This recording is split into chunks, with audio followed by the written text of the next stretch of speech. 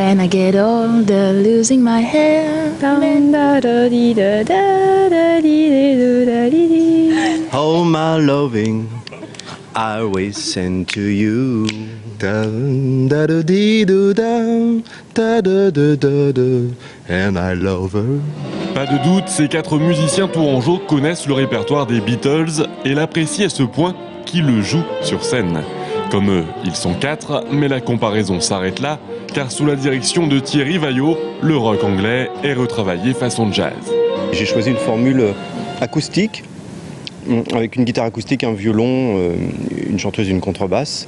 Pas de batterie exprès, pour donner quelque chose qui est à la fois jazz et à la fois aussi très rock, et qui respecte en plus l'esprit des Beatles, mais d'une manière plus ouverte. Enfin, chaque instrument peut s'exprimer dans des solos, dans l'improvisation, et moi aussi, je peux détruire les thèmes parfois, faire plaisir, quoi.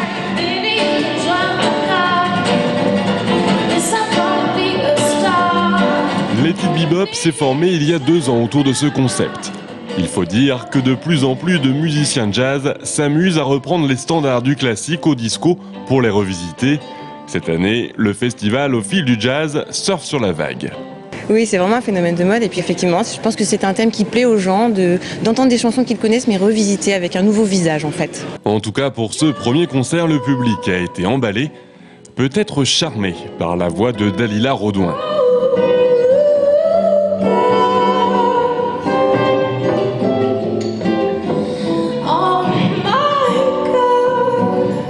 Et avec les Pink Turtles pour clore le festival dimanche prochain, cette nouvelle édition d'Au fil du jazz est déjà un standard à elle toute seule à revisiter l'année prochaine.